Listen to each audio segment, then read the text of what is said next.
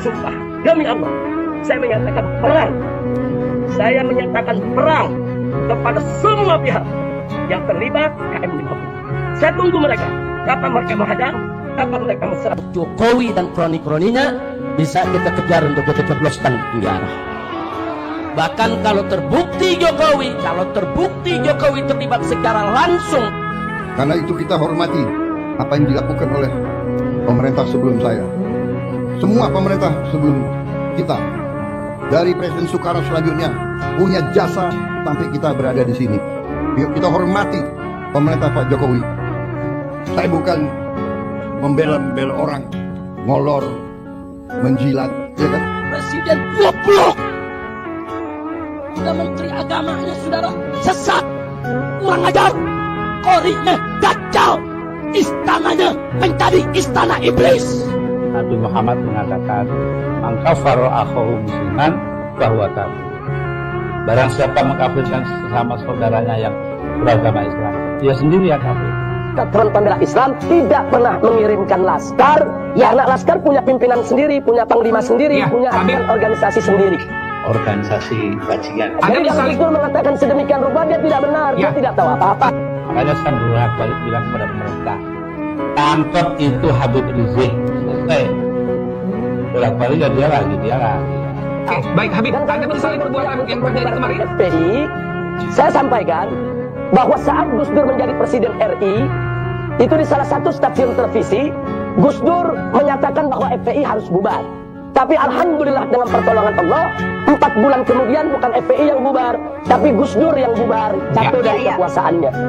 Karena itu ketika saya memutuskan biar aja dah, lengser aja dah DPR, negara kita bangsanya kan terbagi dua, akan berantem, darah mengalir. Ya Habib, kita lanjutkan. Jadi presiden aja nggak bisa bubarkan FPI, mau gimana sekarang membubarkan FPI? Ya Habib, dan saya ingat yang Gus Dur itu anak Yahudi, kemarin baru pulang dari. Baik Habib, kita akan lanjutkan. Orang-orang itu kan tolol. Ya sudah, mau diapain? Kita sama orang tolol itu kan ya, bicaranya nggak bisa sulit anak-anak. Saya M50 tidak boleh kita lupakan. KM50 akan terus untuk kita usut. Karena KM50 ini merupakan satu tragedi luar biasa. Saya sudah sampaikan pada saat terjadinya KM50, kalau sekali KM50 dibiarkan, maka akan terulang lagi KM50 yang lain. Nah, buktinya sekarang kita lihat berapa banyak orang-orang yang dibunuh oleh polisi. Nah, tapi kemudian begitu siaran pers disiarkan, orang tersebut katanya melawan, bawa senjata, polisi terpaksa. Nah, akhirnya terjadi persis seperti KM50. Sudah korbannya diculik, disiksa, dibunuh, difitnah. Dan itu terus terulang sampai peristiwa terakhir di Semarang, seorang anak SMK begitu juga. Dia tidak tawuran dibilang tawuran, tidak bawa senjata dibilang bawa senjata, dipamerkan senjata dalam siaran persnya. Nah, jadi lagi-lagi terulang. Jadi warga masyarakat dibunuh terus difitnah. Nah, ini nggak boleh dibiarkan. Ini kenapa bisa terjadi lagi itu tadi. Karena KM50 dibiarkan, akhirnya mereka menganggap ke depan ini bunuh orang itu gampang kok. Gampang, habis bunuh fitnah selesai, habis bunuh salahkan selesai. Nah, sampai kapan ini akan terus terjadi dan ini akan terus terulang. Sampai peristiwa sebesar Kanjuruhan yang meninggal itu lebih dari 100 orang, tetap saja yang meninggal yang disalahkan. Nah, lagi-lagi mereka semua disalahkan. Jadi polisi seperti malaikat, nggak pernah salah. Allahu Akbar. Nah, ini berbahaya sekali. Nah, maka itu sekali lagi kami tidak akan diam. KM50 akan terus kami kejar. Dan orang yang paling bertanggung jawab dalam peristiwa KM50 adalah Jokowi. Bertanggung jawab dalam peristiwa KM50 adalah Jokowi. Bukan hanya karena beliau sebagai seorang presiden. Mungkin orang mengatakan, oh mungkin tanggung jawabnya moral karena sebagai seorang presiden. Bukan. Tapi kita dapatkan indikasi keterlibatan Jokowi langsung atau tidak langsung, itu bisa dibaca. Dan itu akan kita beberkan kalau pengadilan HAM-nya digelar. Nah, jadi jelas sekali. Dari sebelum terjadinya peristiwa KM50, bagaimana Jokowi mengerahkan Kopsus, Komando Operasi Khusus ke Petamburan, lengkap dengan persenjataannya untuk menakut-nakuti saya dan keluarga. Itu sudah pengkondisian. Kemudian bagaimana seorang Pangdam Jaya sebelum kejadian menantang-nantang FPI di Monas dan mengancam-ngancam saya. Begitu juga bagaimana seorang Kapolri ketika itu, Idam Aziz, dengan Kapolda ketika itu luar biasa. Mengancam dengan ancaman yang luar biasa sebelum terjadi peristiwa KM50. Semua itu merupakan cipta kondisi. Nah, seolah-olah saya dan FPI adalah orang yang kelompok berbahaya, sehingga kalau ke depan dibunuh ya nggak apa-apa, namanya juga orang berbahaya. Orang-orang itu kan tolol. Ya sudah, diapain? Kita seorang tolol itu kan ya caranya nggak bisa sudah anak-anak. Makanya saya bolak-balik bilang kepada mereka, tangkap itu Habib Rizik, selesai. Bolak-balik ya dia lagi. Nah, tidak sampai di situ.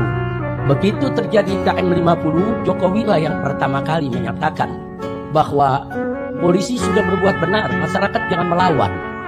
Belum ada investigasi, belum ada pemeriksaan, belum ada penelitian, tiba-tiba sudah membuat pernyataan kalau laskar di KM50 itu yang salah.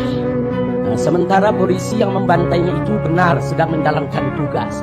Nggak layak Presiden memberikan pernyataan semacam itu sebelum dilakukan pemeriksaan. Kecuali kalau memang Presidennya terlibat dan yang mengatur semua itu, pantas saja memberikan pernyataan seperti itu. Tidak sampai di situ. Tatkala banyak masyarakat termasuk DPR meminta dibentuknya yaitu tim independen untuk investigasi KM50, justru Jokowi yang menolak. Kenapa harus menolak? Kalau tidak terlibat, nggak usah ditolak. Mestinya investigasi itu dilakukan sejak awal kali kejadian. Nah, jadi di sini sekali lagi kalau saya katakan Jokowi adalah orang yang paling bertanggung jawab, bukan hanya karena Jokowi itu sebagai presiden, tapi ada indikasi-indikasi yang menunjukkan keterlibatannya. Jadi kita kondisi dulu supaya masyarakat melihat FPI ini bahaya, Habib Rizik ini bahaya, Petamburan ini bahaya. Terus diciptakan kondisi dengan bantuan para buzzer yang luar biasa menyebar fitnahnya. Begitu opini terbentuk bahwa FPI ini berbahaya, Habib Rizik berbahaya, barulah terjadi peristiwa KM50. Artinya supaya apa? Supaya kalau sayanya terbunuh atau FPI-nya, laskarnya terbunuh, orang akan menganggap biasa. Ini kan orang-orang keras, ini orang ekstrim, ini memang orang berbahaya. Presiden goblok, udah menteri agamanya saudara sesat, kurang ajar, korinya gagal, istananya menjadi istana iblis. Saya kalau jadi presiden bagi umat Islam, saya perintahkan pegawai negeri harus wajib harus sholat berjamaah, dan kami akan kontrol mereka kalau tidak sholat. Kalau tidak puasa, kami akan pecat. Begitu. Dan kita kondisi semacam ini sudah jadi drama sinetron yang sering dimainkan oleh rezim Jokowi. Maka itu saya katakan sekali lagi, itu merupakan indikasi kalau Jokowi terlibat dalam KM50.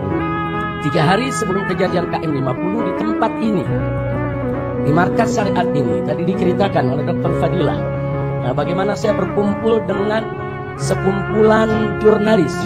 Kemudian tahu-tahu ada drone yang merekam semua kegiatan kami. Begitu kita kejar itu drone, ternyata yang memainkan drone itu adalah 3 anggota BIN.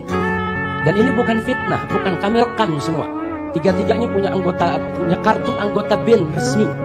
Yang satu juga punya kartu anggota sebagai jurnalis, yang satu sebagai mahasiswa, yang satu lagi sebagai anggota TNI. 3-tiganya punya kartu anggota BIN secara resmi. Mereka memakai mobil dengan nomor plat palsu, dan semuanya kita tangkap. Mobil-mobilnya kita tangkap, kita interogasi, kita rekam. Bahkan sampai data-data yang ada di komputer mereka kita sedot. Kita ambil itu datanya. Ternyata ya, di dalam laptop yang mereka bawa ada operasi D5 yang saya menjadi targetnya. 3 hari sebelum peristiwa itu. Artinya apa? Ini anggota BIN ini menunjukkan adanya keterlibatan instansi negara, badan intelijen negara.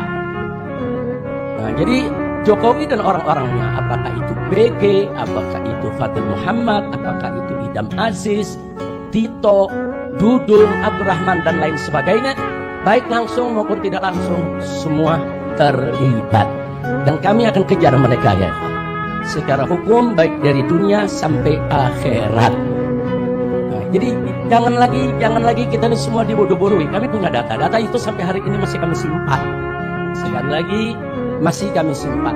Adapun pemeriksaan Komnas HAM saudara, secara umum ya ada bagusnya. Tapi lucunya, semenjak Komnas HAM itu bekerja sampai hari ini, Komnas HAM tidak pernah menanyakan saya, memanggil saya, meminta keterangan dari saya, baik secara lisan maupun secara tulisan. Padahal peristiwa KM 50 target utamanya adalah saya.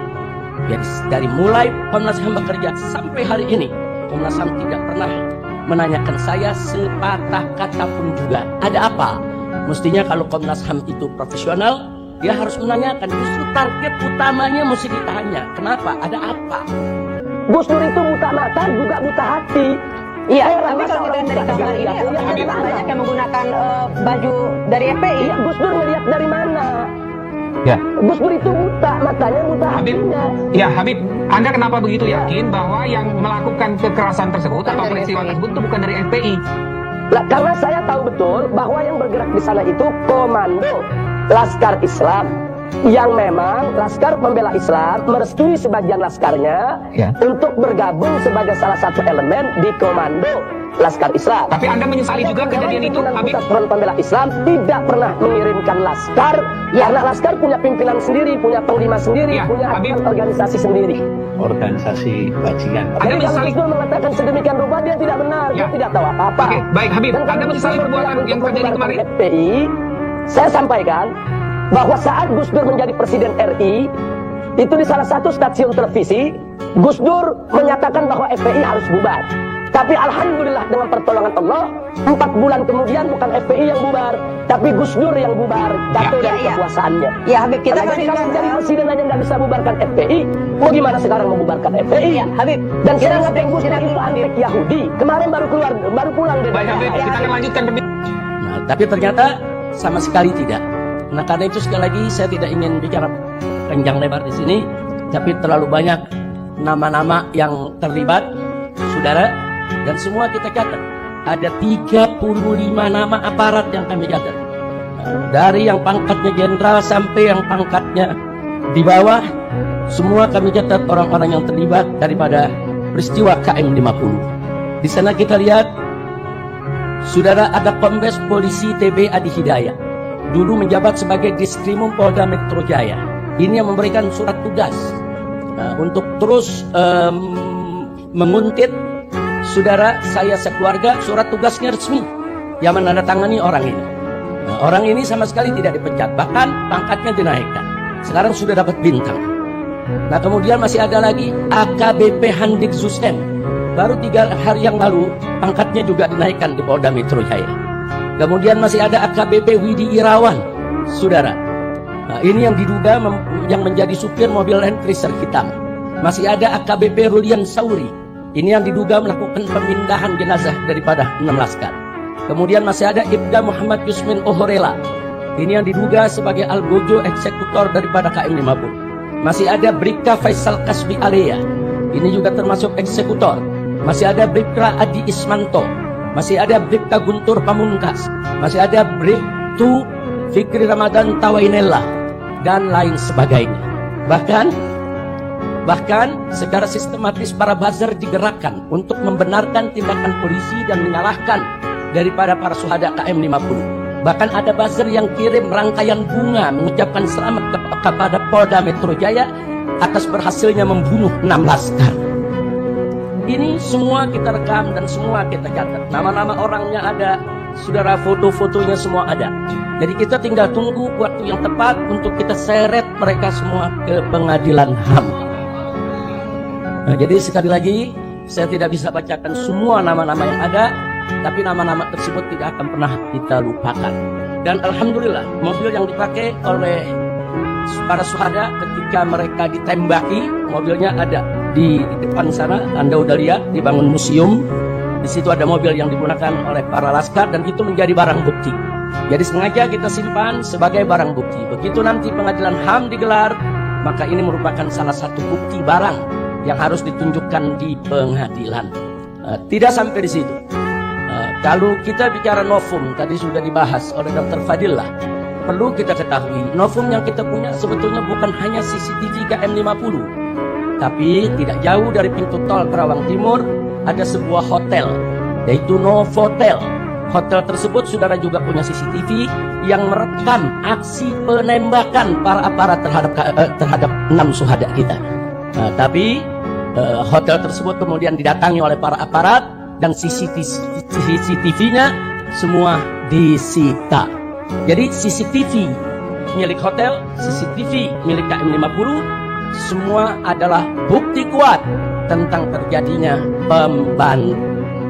Tidak betul kalau laskar melawan, tidak betul ada peristiwa saling tembak-menembak. Tapi insya Allah satu saat kita akan dapatkan semua CCTV tersebut untuk kita bisa syarat semua yang ada. Dan subhanallah, Allah maha adil ya Pak. Allah maha adil. Ternyata tidak kurang dari 7 orang yang terlibat dalam pembantaian KM50 adalah anggota Satgasus Merah Putih Sambo. Resmi saudara masuk, termasuk yang tadi saya sebutkan namanya, yaitu Habib Yusen. Itu juga termasuk anggota Satgasnya Sambo, dan dia adalah komandan daripada para pembantai KM50. Nah, jadi sekali lagi kami sudah dapat itu nama semua, kami sudah dapat berbagai macam keterangan yang tidak kami bisa sebutkan pada saat ini, tapi kami akan ungkap pada saatnya begitu digelar pengadilan HAM untuk KM50 insya. Karena itu kita hormati apa yang dilakukan oleh pemerintah sebelum saya. Semua pemerintah sebelum kita, dari Presiden Soekarno selanjutnya, punya jasa sampai kita berada di sini. Kita hormati pemerintah Pak Jokowi. Saya bukan membela orang, terus terang aja. Tapi tentang Bani Mahathir Smith, saya cap dia pengkhianat. Presiden goblok. Udah menteri agamanya saudara sesat, kurang ajar, korinya dajjal, istananya menjadi istana iblis. Nabi Muhammad mengatakan, "Mangkafaro akhahu musliman bahwa kafir." Barang siapa mengkafirkan sesama saudaranya yang beragama Islam, dia sendiri yang kafir. Gus Dur itu buta, matanya buta Habib, hatinya. ya Habib, Anda kenapa begitu yakin bahwa yang melakukan kekerasan tersebut atau peristiwa tersebut itu bukan dari FPI? Nah, karena saya tahu betul bahwa yang bergerak di sana itu komando Laskar Islam, yang memang Laskar Pembela Islam. Orang boleh berbuat kekerasan hanya kalau diusir dari rumahnya. Tidak ukhriju min diyarihim, kalau diusir dari rumah mereka baru boleh kekerasan. Karena itu ketika saya memutuskan biar aja dah lengser aja nanti DPR, negara kita bangsanya akan terbagi dua, akan berantem darah mengalir. NU tidak terlibat untuk mendukung Ahmadiyah. Bapak Kiai Haji Hasyim Muzadi dengan tegas menolak Ahmadiyah dan meminta pemerintah untuk melakukan pelarangan terhadap Ahmadiyah dengan cara arif dan bijak. Anda jangan mengatasnamakan NU. Tidak, justru saya ingin Itu mengatakan pribadi Anda. Ahmadiyah saya tidak setuju dengan Ahmadiyah, tetapi NU tidak pernah orang melakukan kekerasan, apalagi pengurusan masjid dan pemukulan kepada wanita dan anak kecil. Ini harus digarisbawahi. Tidak ada ajaran Islam yang seperti itu. Organisasi bajingan. Nah sekarang mari tunjukkan di televisi mana wanitanya, mana anak-anaknya, Baik. mana orang cacatnya. Itu semua dusta. Baik, kalau Hanya ada Laskar yang melakukan penganiayaan kepada anak-anak wanita, Baik, apalagi orang cacat, saya yang akan tangkap, saya yang akan jeblok ke penjara. Makanya saya bolak-balik bilang kepada mereka, tangkap itu Habib Rizik. Oke, bolak-balik ya dia lagi jalan. Habib Anda jangan jangan mengikuti ada pernyataan dari Gus Dur saya akan kata, kalau ada Laskar coba-coba mengganggu perempuan, anak-anak, atau orang cacat, Anda jangan fitnah.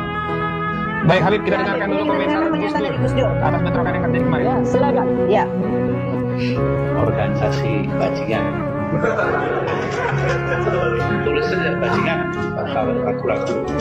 Saya bilang begitu. Saya bilang pada istri saya, udah pulang aja, ngapain? Nah, saya bilang Kiai Maman dari PKB Majalengka atau Jawa Barat atau DPP itu masuk rumah sakit gara-gara itu. Ya inilah, kalau yang pegang urusan itu penakut yang begini, maksudnya kan dia yang mau berakhir, malah jadi kita yang berakhir di tanah. Ya nanti harus kita anggap semuanya kan. Gak usah ragu-ragu. Saat ini saja semuanya siapa yang mana itu demo-demo dan ikut yang begituan tidak akan berusaha. Ya, Habib, kita konfirmasi sekali lagi, Habib. Tadi Gus Dur berkeyakinan bahwa itu telah dilakukan oleh FPI begitu karena ada sejumlah atribut. Ya, Gus Dur kan tidak melihat. Dari mana dia bisa berkeyakinan? Kok orang nggak melihat berkeyakinan? Orang-orang itu kan tolol. Ya sudah, diapain? Kita semua orang tolol juga dia. Bicaranya nggak bisa sudah. Bahkan Sambo sendiri dengan Henry Kurniawan. Henry Kurniawan ini saat itu pangkatnya dirjen polisi keturunan Cina. Dia ditugaskan oleh Sambo sebagai ketua provos yang memeriksa kasus KM50. Tapi lucunya dia sebagai ketua provos tapi ikut siaran pers bersama Kapolda Metro Jaya dan bersama Dudung ikut-ikutan memamerkan senjata-senjata barang-barang bukti palsu, saudara. Mestinya provos itu memeriksa, bukan provos itu malah ikut meloloskan barang-barang bukti palsu yang ada. Tapi akhirnya yang bersangkutan ketangkep terlibat dalam kasus Sambo. Dan di pengadilan dia ngaku bahwa CCTV KM50 dia yang sapu bersih semuanya. Dan Sambo pun dalam pengadilan saat ditanya oleh jaksa juga mengaku ya dia terlibat untuk membersihkan CCTV yang ada di KM50. Jadi ini karamah syuhada. Allah bongkar ya kawan. Sambo dan pasukannya yang terlibat, mereka pikir saudara mereka akan bisa bersembunyi selamanya. Ternyata Allah ciptakan ada peristiwa bagaimana Sambo dan kawan-kawan membunuh yaitu salah satu daripada anggotanya dan akhirnya di pengadilan semua terbongkar. Karena itu kepada Bapak Kapolri kita ingatkan sekali lagi janjinya di depan DPR MPR yang siap mengupas kembali kasus KM50 kalau ada novum baru. Novum barunya sudah ada Pak. Tinggal Bapak mau proses atau tidak, itu saja. Jadi jangan lagi beralasan novum baru, omong kosong. Bapak ketika itu sebagai kabak reskrim ketika kejadian. Kapolrinya adalah Bapak Idham Aziz. Bohong kalau Bapak tidak tahu CCTV 50 itu disingkirkan. Bohong kalau Kapolri itu tidak tahu kalau CCTV itu merupakan novum baru yang sampai hari ini belum pernah yaitu diajukan ke pengadilan. Jadi saya minta Pak Kapolri nggak usah main-main lah. Jangan main kucing-kucingan lagi Pak, jangan. Nanti ujung-ujungnya Bapak akan terlibat langsung ataupun tidak langsung di dalam menyembunyikan kejahatan daripada anak buah Bapak sendiri. Yang terakhir saudara, saya prihatin, saya sedih karena kabinet yang dibentuk oleh Bapak Presiden Prabowo saat ini masih bau anyir darah KM50. Karena orang-orang yang tadi saya sebutkan, saudara, sebagian ditarik ke kabinet yaitu Pak Prabowo. Nah, kita bisa lihat BG dijadikan Menko Polkam, masih ada Petikot di sana, masih ada Dudung, saudara. Nah, kok bisa orang-orang yang bermasalah ini ditarik untuk duduk di kabinet? Padahal kita berharap Pak Prabowo ini punya kabinet yang bersih, yang profesional, yang hebat, yang kuat, yang bekerja demi bangsa, rakyat. Kita dukung. Tapi ternyata, saudara, orang-orang bermasalah, orang-orang justru yang kita sedang kejar dimasukkan ke dalam kabinetnya. Maka itu kita minta dengan hormat kepada Bapak Prabowo agar semua oknum yang ada di dalam kabinet Bapak, baik yang diduga kuat terlibat korupsi atau terlibat judi online atau terlibat pembantaian warga sipil atau terlibat di dalam perusakan demokrasi di Indonesia, tolong diresafel Pak, tolong diberhentikan, tolong dibersihkan kabinet Bapak agar seluruh bangsa Indonesia, para habaib dan kiai menjadi bulat untuk mendukung Bapak, bulat untuk menyokong Bapak, bulat untuk membantu Bapak memimpin Indonesia sehingga Indonesia bisa adil, makmur dan sejahtera. Untuk apa sekarang saya, apa itu istilah tentara, ngolor, menjilat, ya kan? Bukan saya bela-bela Pak Jokowi karena person, tidak. Saya mau katakan apa adanya. Kalau ada kekurangan, ada, kita semua ada kekurangan. Semua pemimpin ada kekurangan. Jangan memfitnah, jangan menyerang. Kita semua punya kekurangan. Mau buka-bukaan yang gak enak.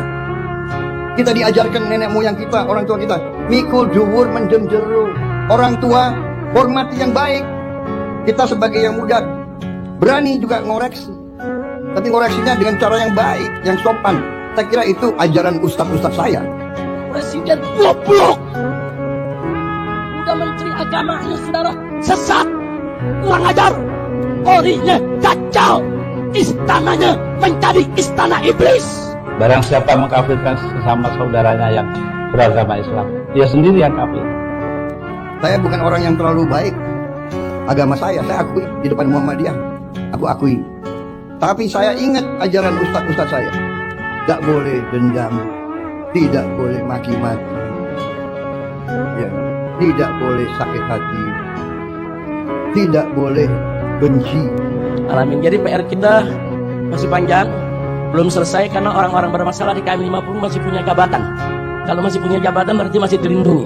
Kalau masih dilindungi berarti tantangannya masih berat. Tapi nggak usah khawatir.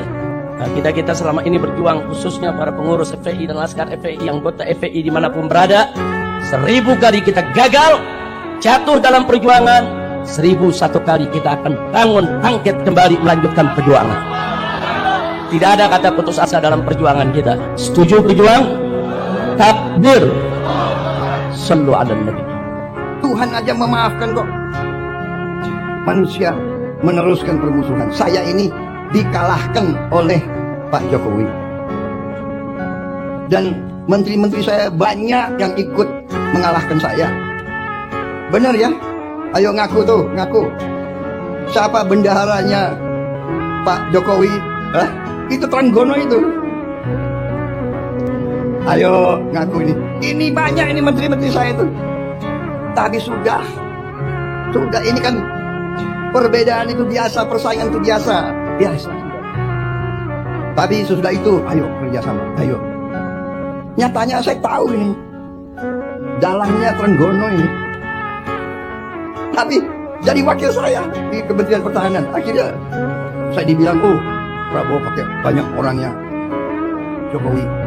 Tidak, bukan orangnya Jokowi.